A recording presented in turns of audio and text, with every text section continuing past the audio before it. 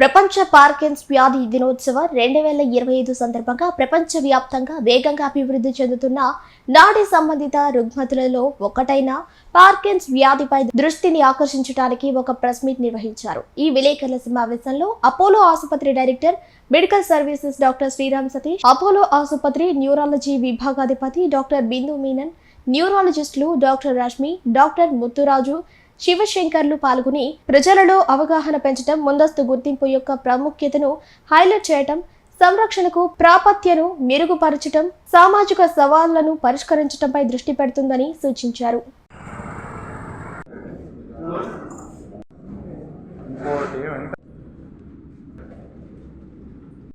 Parkinson disease ఒక నరాల సంబంధి వ్యాధి.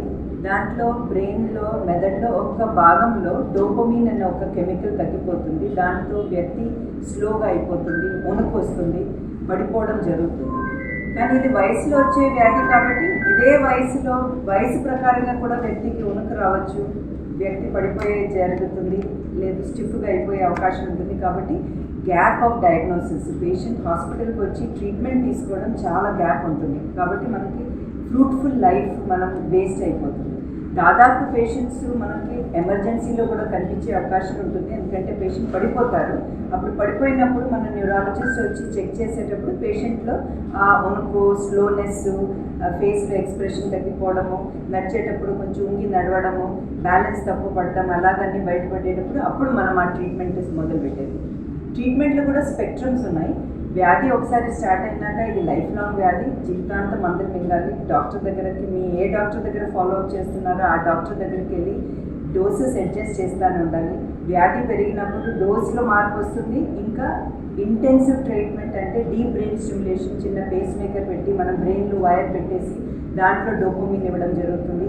కొన్నిసార్లు ఎపోమార్ఫిన్ పంప్ అంటే మనం పొట్ట దగ్గర పెట్టేసి అదే వ్యాధి మనం డోపమిన్ అంటే నోట్లో పెట్టి అది డైజెషన్ కాకపోతే అక్కడి నుంచి మనం ఇవ్వడం జరుగుతుంది.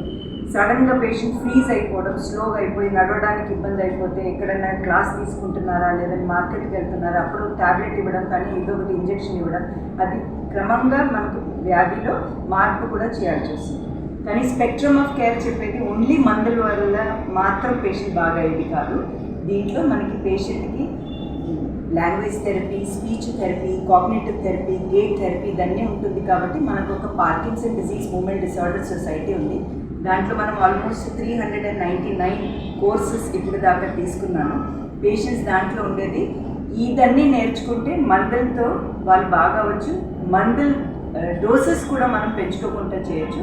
సో ఇన్ జనరల్ పబ్లిక్కి మనం చెప్పేది, ఎవరికైనా ఇటువంటి వణుకు, స్లోగా అయిపోవడం, పడిపోవడం అట్లా ఏమైనా ఉంటే మన పార్కిన్సన్ డిసీజ్ మూవ్మెంట్ సొసైటీలో జాయిన్ అవ్వచ్చు. వాళ్ళ న్యూరాలజిస్ట్ వాళ్ళు ఎవరి దగ్గర ఉన్నారో వాళ్ళ దగ్గరే ఉండి మన PDMDSలో జాయిన్ అవ్వచ్చు. వాళ్ళ న్యూరాలజిస్ట్ని మార్చుకోవాలి అవసరం లేదు. ఈరోజు మనతో పాటు మన ఇద్దరు పేషెంట్స్కి ప్రోత్సాహం ఇవ్వడానికి 2 minutesకి సందేశం ఇస్తారు. మనతో పాటు doctor Shiva, doctor Rashmi. It is a team work. Only neurology కాదు, ఫిజియోథెరపీ, మా team, social rehabilitation team, speech therapy ఇదన్నీ ఉంటే మాత్రం ఆ వ్యాధిని మనం విత్ పార్కిన్సన్ ఆల్సో పేషెంట్స్ ఎలా ఉంటారో వాళ్ళ నార్మల్ లైఫ్ లీడ్ చేయడానికి అంతవరకు మనం చేయగలుగుతాం.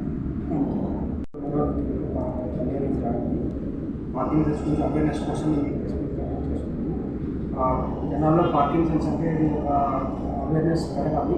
అది chronic disease, diabetes, hyper tension లాగా అది కూడా రెగ్యులర్ ట్రీట్మెంట్ అవసరము. ఫ్రీక్వెంట్గా మెడిసిన్స్ అడ్జస్ట్మెంట్ కూడా అవసరము. ఒకసారి ఆ ట్రీట్మెంట్ మొదలుపెట్టిన తర్వాత side effects, modifications of treatment అని ఫ్రీక్వెంట్గా డాక్టర్ మీద చూపించుకుంటూ ఉండాలి. దీంతో ఫిజియోథెరపీ, బ్యాలెన్స్ ఎక్సర్సైజ్ కూడా చేసుకోవాలి. లేకపోతే ఎప్పుడైనా పడిపోవడము, జరగవచ్చు. జాగ్రత్తగా పేషెంట్స్ రెగ్యులర్గా న్యూరాలజిస్ట్ ఎవరి దగ్గర ఫాలో అవుతున్నారో వాళ్ళ దగ్గర చూపించుకొని ట్రీట్మెంట్ తీసుకోవడం అర్థం. ఇప్పుడు ఇవాళ విజేషన్ ప్రకారం మేడం చెప్పినట్టు పార్కిన్సన్స్, స్లోనెస్ వీటన్నిటితో వచ్చేటప్పటికి మా దగ్గరికి వచ్చి చాలా లేట్ అయిపోతున్నాను.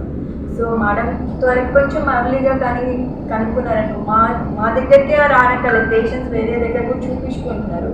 అండ్ ఆర్థోపెడిక్ దగ్గర కూడా వెళ్తున్నారు పేషెంట్స్. ఇట్లా జాయింట్ ఫ్రీజ్ అయిపోవడము, వాటి ప్రాబ్లమ్స్తో ఆర్థోపెడిక్ దగ్గరికి వెళ్ళిపోయి ఆ జాయింట్ పెయిన్స్ లాగా కనిపిస్తున్నా వాళ్ళు మళ్ళీ మా దగ్గర రెఫర్ చేయడము. సో ఇదంతా కూడా టైం ప్రాబ్లం అనమాట. కానీ ఎంత త్వరగా పేషెంట్ని హాస్పిటల్ తీసుకొచ్చి ఎంత త్వరగా చూపించుకోగలిగితే అంత ఫాస్ట్గా రికవరీ కూడా ఛాన్సెస్ ఎక్కువగా ఉంటాయి. అండ్ వెరైటీ ఆఫ్ ట్రీట్మెంట్స్ కూడా ఇప్పుడు అందుబాటులో ఉన్నాయి. ఒకసారి హాస్పిటల్కి వచ్చి చూసుకుంటే దాని ప్రకారం we can stage the patient అనమాట. ఏ ట్రీట్మెంట్కి పేషెంట్ బెటర్ అవుతారు దాని. నాకు గత 4 సంవత్సరాలుగా పురువారాలు వచ్చింది. మా ఫ్యామిలీ సపోర్ట్స్ తోటి నేను న్యూరాలజీ మేడం గారికి ఇంజనీర్ మేడం గారికి తీసుకొచ్చారు. నాకు చాలా వరకు కంట్రోల్ చేశారు మేడం. మందుల ద్వారా నాకు చెప్పే విధానం, మెడిసిన్ విధానం ద్వారా చాలా బాగా ట్రీట్ చేశారు వల్ల. అదేవిధంగా ఇంకో మేడం కూడా ఉన్నారు, సార్ ఉన్నారు, ఇద్దరు నన్ను బాగా యాక్టివ్ చేశారు. మెడిసిన్ ద్వారా కంట్రోల్ అయ్యాను. కానీ నా సొంతంగా నేను ఈ తీసుకున్న తర్వాత, మెడిసిన్ తీసుకున్న తర్వాత నా సొంతంగా నేను డైలీ యాక్టివిటీస్ నేను పాల్గొంటున్నాను. నేనే స్నానం చేయడం, బాత్రూమ్ పోవడం నా సొంతంగా నేను చేసుకున్నాను. మందుల ద్వారా నాకు ఎలాంటి ప్రాబ్లం లేదు. ఇప్పుడు నేను చెప్పేది ఏంటంటే ఈ వరల్డ్ పార్కిన్సన్స్ డే సందర్భంగా ఏం భయపడకుండా మన పనులు చేసుకోవచ్చు, ప్రాబ్లం ఉండదు.